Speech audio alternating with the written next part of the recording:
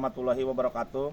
Yang terhormat Bapak Ibu penguji ujian kinerja PPG dalam jabatan kategori 1 tahap 3 LPTK Universitas Negeri Semarang. Perkenalkan, nama saya Danang Risdiantoro dengan NIM 2398013633 dari kelas 001 Pendidikan Bahasa Indonesia. Pada hari Senin tanggal 4 Maret 2024 melaksanakan ujian kinerja di SMP Negeri 5 Cisolok 1 Atap, mengambil materi teks persuasif kelas 8 menggunakan model pembelajaran problem based learning. Berikut video pembelajaran ujian kinerja saya. Selamat menyaksikan. Sekian dari saya. Wassalamualaikum warahmatullahi wabarakatuh.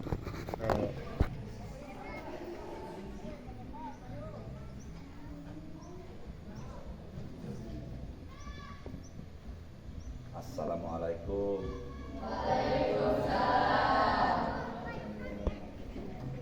Assalamualaikum warahmatullahi wabarakatuh. Selamat pagi anak-anak. Bagaimana kabarnya hari ini? Baik. Sebelum memulai pembelajaran, alangkah baiknya kita melaksanakan berdoa dulu. Silakan dipimpin berdoa oleh Pedi. Berarti baca doa dimulai.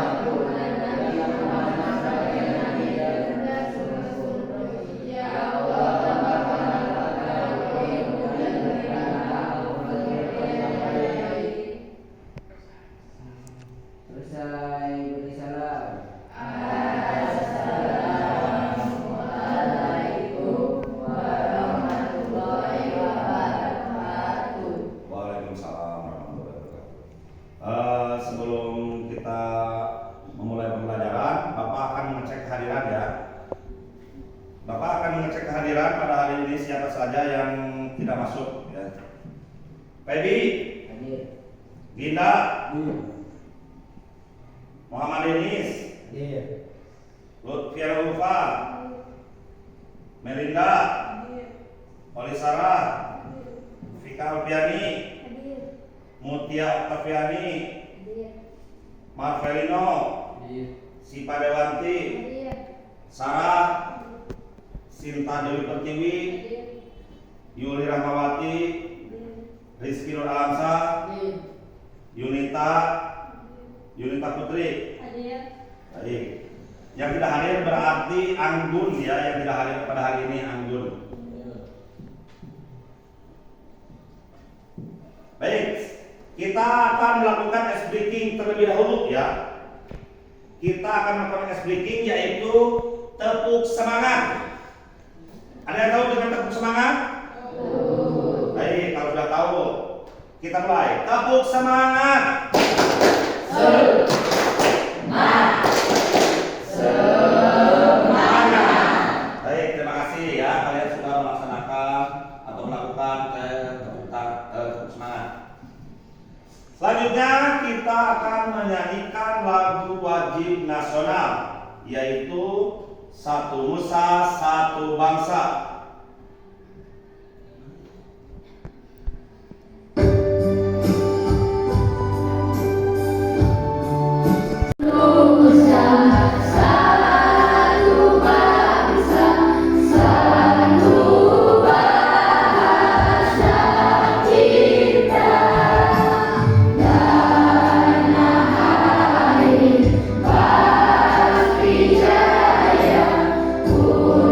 Untuk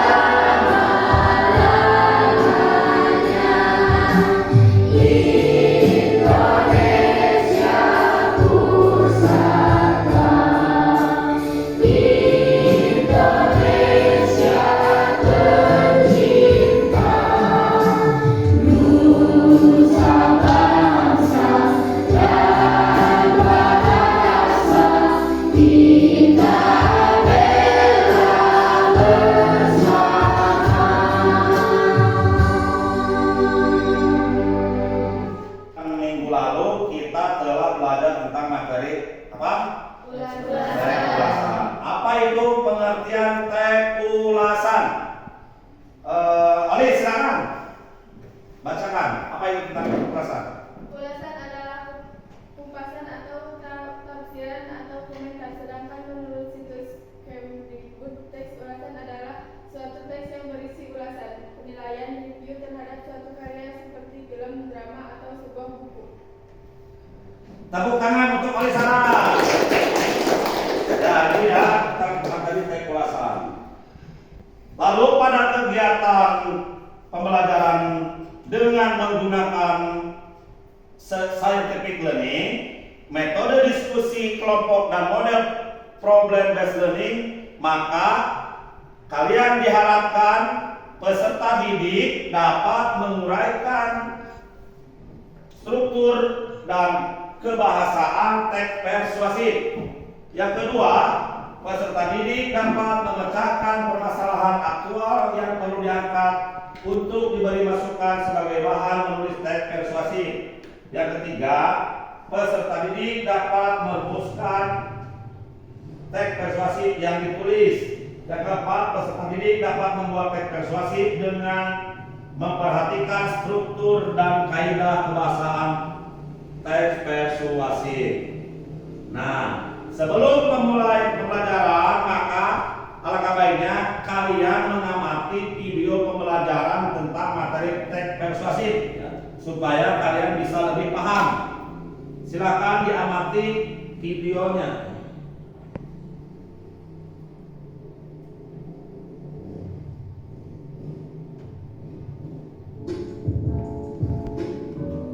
Perhatikan video tersebut, lalu catat yang menurut kalian yang pentingnya atau intisarinya.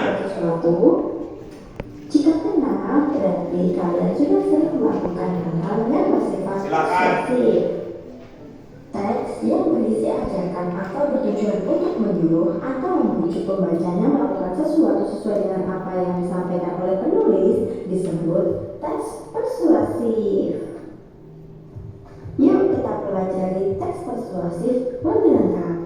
Perhatikan pembahasan berikut ini.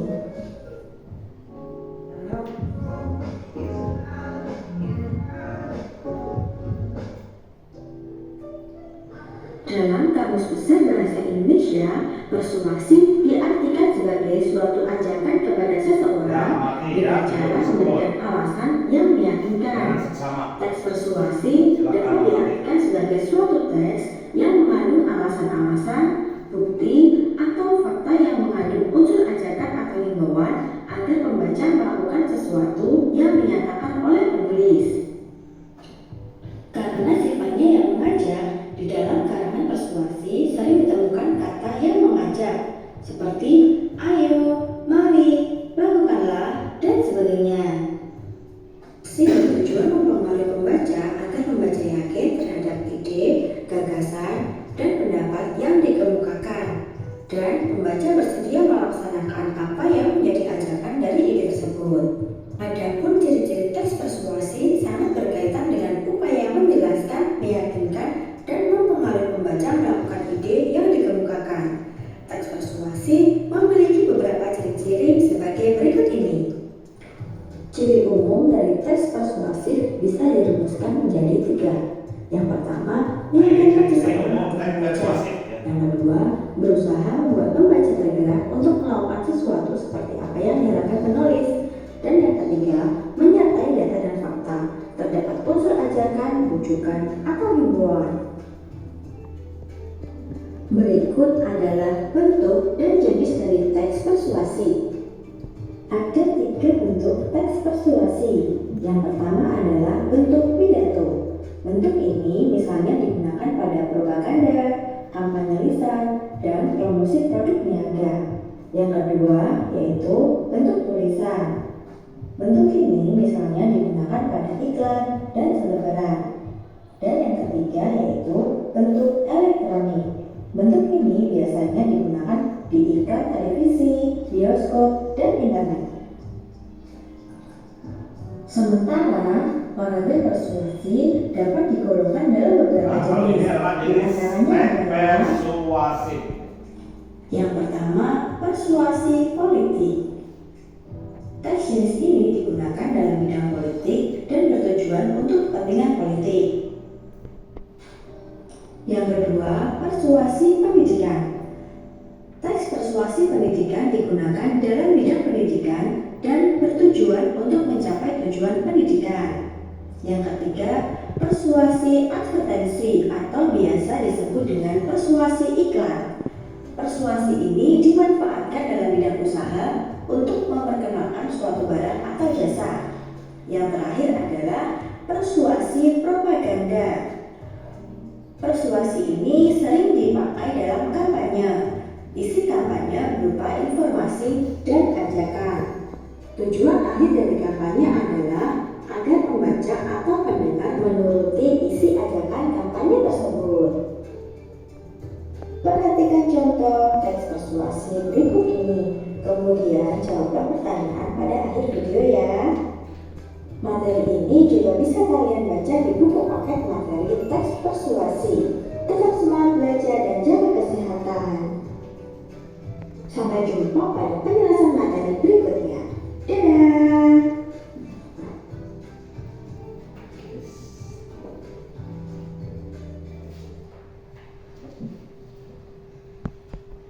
Nah, setelah kalian menonton video tentang teks persuasif, nah Bapak akan bertanya pada kalian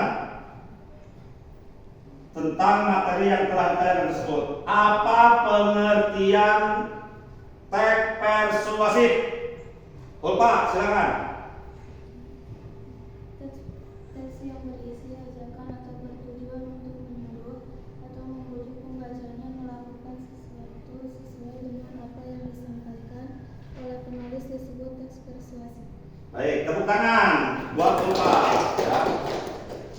Lalu yang kedua, apa ciri dari teks persuasif? Yulita Putri, silakan. Meyakinkan seseorang atau pembaca, berusaha membuat pembaca tergerak untuk melakukan sesuatu seperti yang diharapkan penulis, menyertai data dan fakta, terdapat unsur ajakan, bujukan atau himbauan. Ya, tepuk tangan buat Yulita Putri. Ya. Nah, itu adalah tentang teks persuasif dan ciri-ciri persuasif. Nah, setelah kalian mengamati video pembelajaran, maka sekarang Bapak akan membentuk kelompok yang terdiri dari 4 kelompok. Pesertanya terdiri dari 4 orang. Kita mulai dari 1 ya. 1, silakan.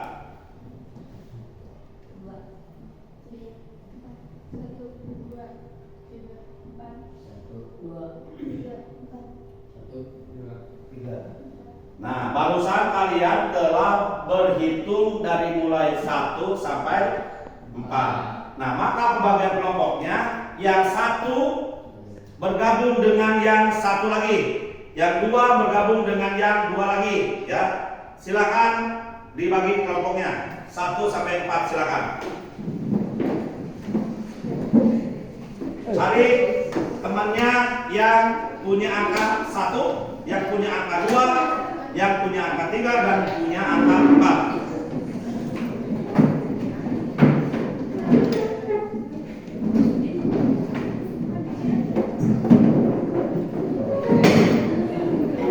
Pelan-pelan, pelan-pelan. Saling berhadapan, dia saling berhadapan, silakan. Silakan saling berhadapan.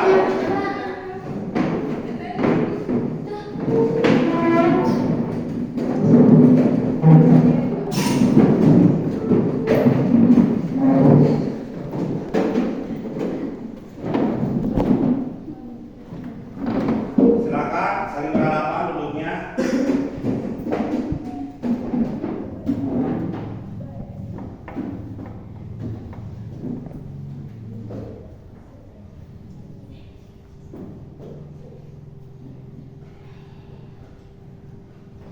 Setelah kalian berbagi kelompok, maka silakan kalian nama kelompoknya diberi nama. Ya. Nanti Bapak tentukan namanya. Untuk kelompok 1 namanya yaitu mari belajar dengan baik. Ingat ya, mari belajar dengan baik. Kelompok 2, ayo kita pergi berwisata. Kelompok 3, sayangilah orang tuamu. Kelompok 4, budayakan hidup sehat. Nah, sekarang Bapak akan bagikan LKPD. Kelompok 1, mana kelompok 1? Kelompok 2, kelompok 3, kelompok 4. Silakan kasih nama kelompoknya ya. Nama kelompoknya ada di belakang. Silakan nama kelompoknya. Tadi kelompok 1 yaitu mau belajar dengan baik. Oh, mari belajar dengan baik.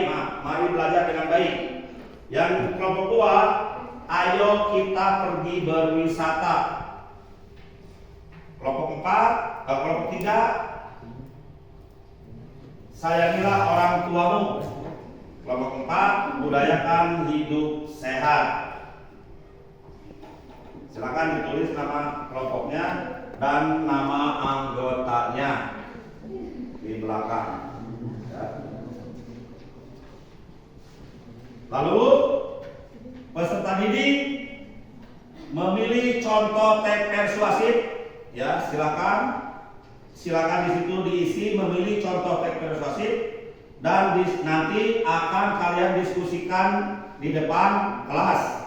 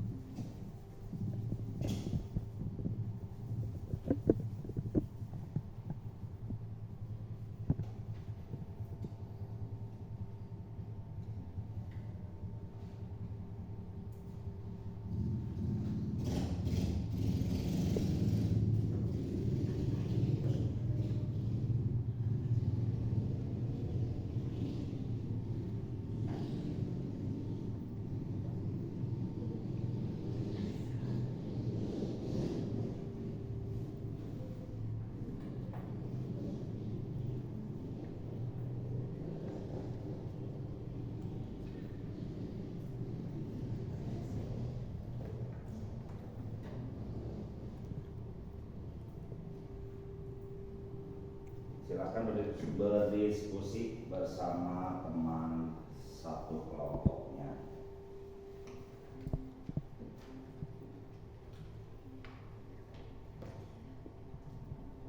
Anak-anak, sudah selesai belum?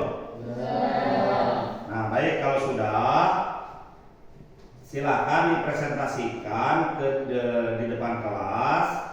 Nah, yang presentasi satu kelompok, maka yang lain menyimak dan menanggapi apa yang dipresentasikan oleh kelompok yang menampilkannya. Ya. Kita mulai dari kelompok 1. Silakan depan, bacakan apa yang telah kalian kerjakan. Nah, sekarang kelompok 1 tampil akan mempresentasikan hasil pekerjaannya di LKPD. Kalian dari kelompok 2, 3 dan 4 memperhatikan ya, simak baik-baik apa yang dibacakan oleh kelompok 1. Kalau tidak ada yang mengerti, silakan ditanyakan ke kelompok 1. Baik, untuk kelompok 1 silakan bacakan hasil pekerjaannya. Seiring dengan perkembangan zaman, pendidikan seksual menjadi semakin penting untuk dibahas meskipun banyak konvensi seputar topik ini. Sebaiknya kita berpikir secara nasional dan mempertimbangkan manfaat yang didapatkan diperoleh oleh pendidikan seksual dilanjutkan oleh sekolah di lingkungan sekolah. Paragraf 1. Pentingnya kesadaran seksual. Penting untuk menyadari bahwa anak-anak remaja saat ini terpapar oleh informasi seksual dari berbagai sumber, terutama media sosial. Oleh karena itu, memberikan pendidikan seksual yang berstruktur di sekolah akan membantu mereka memahami informasi tersebut dengan benar dan membuat keputusan yang bijak terkait dengan kesehatan seksual mereka.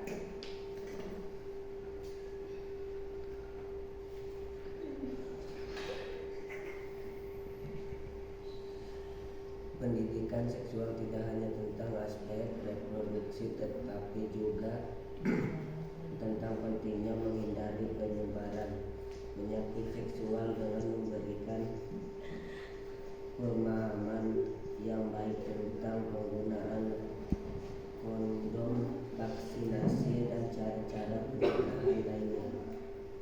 Kita dapat mengurangi risiko penyebaran penyakit yang dapat merugikan kesehatan masyarakat.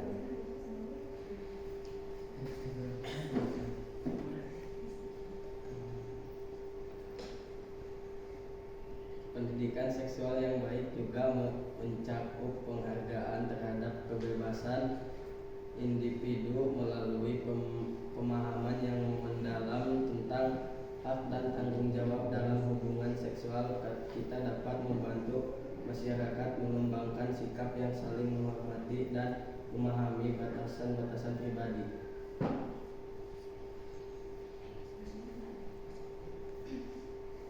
Kesimpulan, dengan memperkenalkan pendidikan seksual di sekolah, kita dapat menciptakan masyarakat yang lebih sadar akan kesehatan seksual, mengurangi risiko penyebaran penyakit, dan mendukung pembentukan hubungan yang sehat dan menghormati.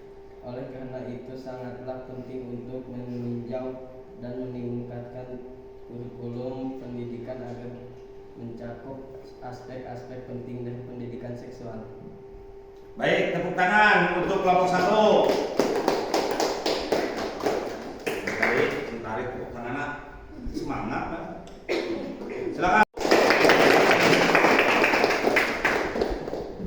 Ada yang ditanyakan kelompok 1? Kalau dari kelompok 1 ada yang ditanyakan? Kelompok 2, 3 dan 4 ada yang ditanyakan? Nanya tuh dah. Naon we? Silakan kasih tepuk tangan untuk kelompok 1.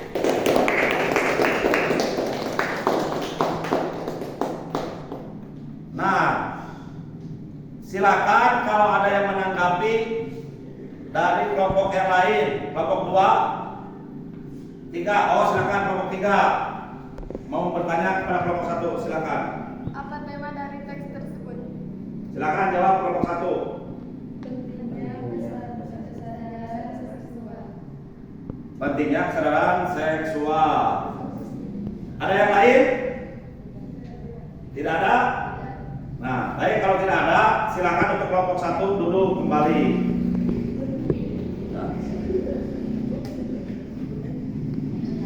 Kelompok 2, silakan tampil ke depan.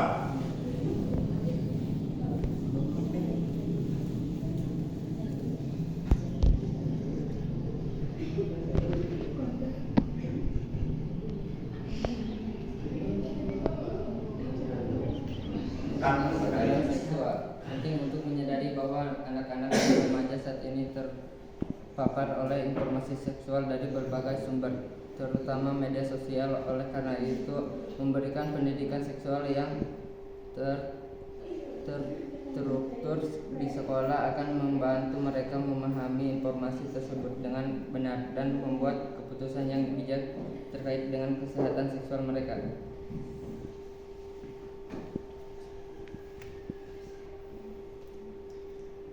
Paragraf 2. Pencegahan penyebaran penyakit seksual.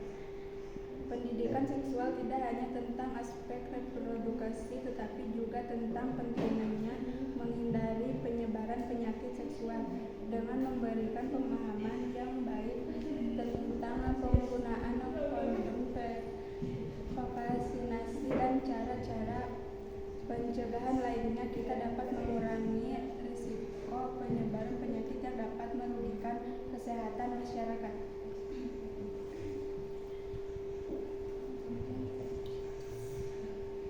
Paragraf 3. Memperingati kebebasan individu. Pendidikan seksual yang baik juga mencakup penghargaan terhadap kebebasan individu melalui pemahaman yang mendalam tentang hak dan tanggung jawab dalam hubungan seksual. Kita dapat membantu masyarakat membandingkan sikap yang saling menghormati dan memahami batasan-batasan pribadi. Paragraf 4. Mendukung keputusan berdasarkan informasi. Sebagai orang mungkin khawatir bahwa memberikan pendidikan seksual di sekolah dapat mengakibatkan tindakan seks bebas, namun sebaliknya dengan memberikan informasi yang akurat dan komprehensif sebenarnya memberikan bekal kepada generasi muda untuk membuat keputusan yang bijak dan bertanggung jawab terkait dengan kehidupan seksual. Silakan tepuk tangan untuk kelompok 2.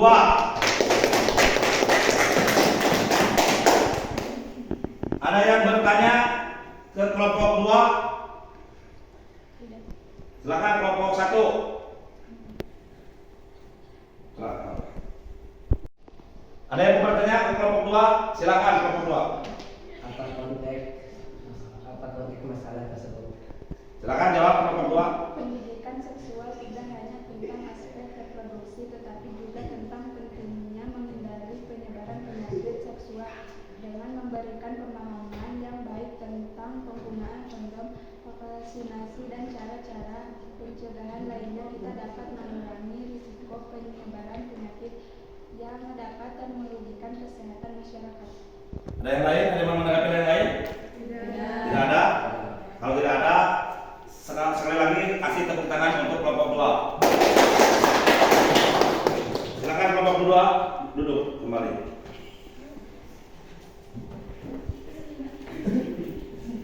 Selanjutnya kelompok 3 yang tampil, silakan maju ke depan. Silakan maju ke depan kelompok 3. Berbaris.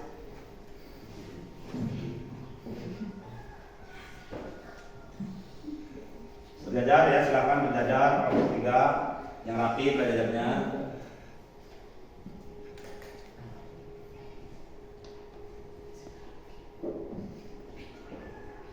Dengan perkembangan zaman, isu pendidikan seksual menjadi semakin penting untuk dibahas. Meskipun banyak kontroversi seputar topik ini, sebaiknya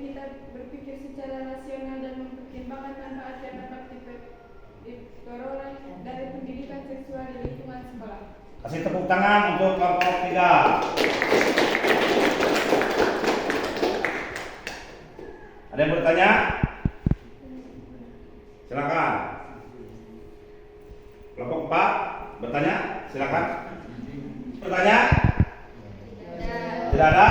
Baik, kalau tidak ada, silakan untuk kelompok 4 duduk kembali, kelompok 3 duduk kembali.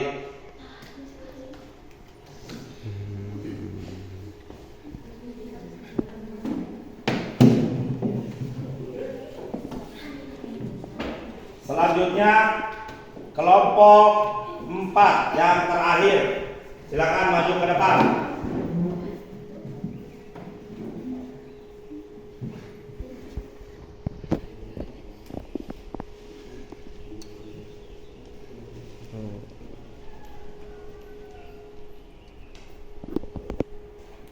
Silakan baca. Apa yang dikerjakan? Ya, boleh. Perkembangan zaman, isu pendidikan seksual menjadi semakin penting untuk dibahas. Meskipun banyak kontroversi seputar topik ini, sebaliknya kita berpikir secara rasional dan mempertimbangkan manfaat yang dapat diperoleh dari pendidikan seksual di lingkungan sekolah. Tepuk tangan untuk kelompok 4. Ada yang bertanya? Tidak ada? Baik, kalau tidak ada, silakan untuk kelompok 4 duduk ke mejanya masing-masing. Silakan. Baik, setelah mempresentasikan apa yang kalian kerjakan di depan, ya, maka Bapak akan menarik kesimpulan tentang materi teks persuasif yang dipelajari hari ini, yaitu kesimpulannya teks persuasif adalah bahwa teks ini merupakan jenis komunikasi yang bertujuan untuk membujuk, meyakinkan, atau mempengaruhi pembaca dan pendengar. Dalam teks persuasif, penulis menggunakan argumen yang kuat, fakta, dan logika untuk mendukung anak-anaknya dan memotivasi audiens untuk mengambil tindakan atau merubah anak-anak mereka. Lalu beberapa poin penting tentang teks persuasif, yaitu tujuan utamanya, struktur teksnya, penggunaan bahasa yang kuat, bukti dan argumen, penyesuaian dengan pembaca, kesimpulan yang kuat dan relevansi, dan kreativitas, ya. Nah, apa tujuan dalam menulis teks persuasif tersebut? Apa tujuan dalam menulis teks persuasif? Untuk menyuruh atau menyuruh bacanya melakukan sesuatu sesuai dengan apa yang disampaikan oleh penulis. Ya, nah itu ya, jadi tujuan dari teks persuasif itu untuk membujuk. Jadi kata kuncinya untuk membujuk, ya. Awas, ingat gitu ya. Nah, lalu Bapak percaya pada kalian memiliki potensi yang luar biasa, ya. Dan Bapak yakin setiap satu dari kalian mampu meraih kesuksesan. Terus berusaha dan berikan yang terbaik, karena tidak ada batas untuk apa yang bisa kalian capai jika kalian berkomitmen untuk belajar dan tumbuh setiap hari. Nah, selanjutnya Bapak akan memberikan tugas di rumah, yaitu silakan ditulis, ya, silakan ditulis menyusun teks persuasif tentang tema, ya, menyusun teks persuasif tentang tema, yaitu dampak positif penggunaan energi terbarukan. Menyusun teks persuasif tentang tema, yaitu dampak positif penggunaan energi terbarukan.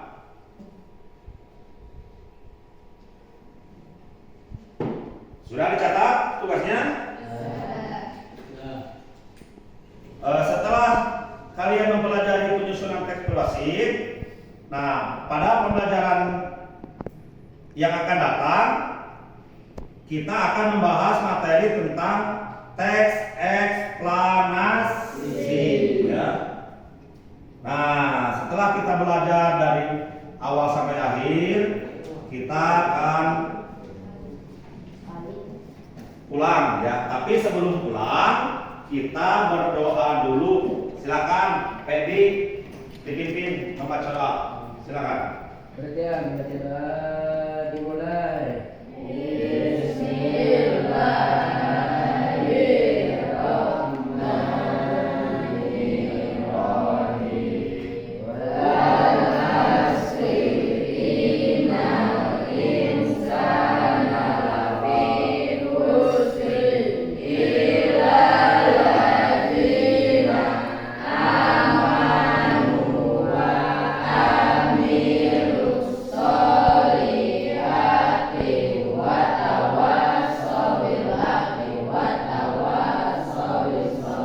Selesai beri salam.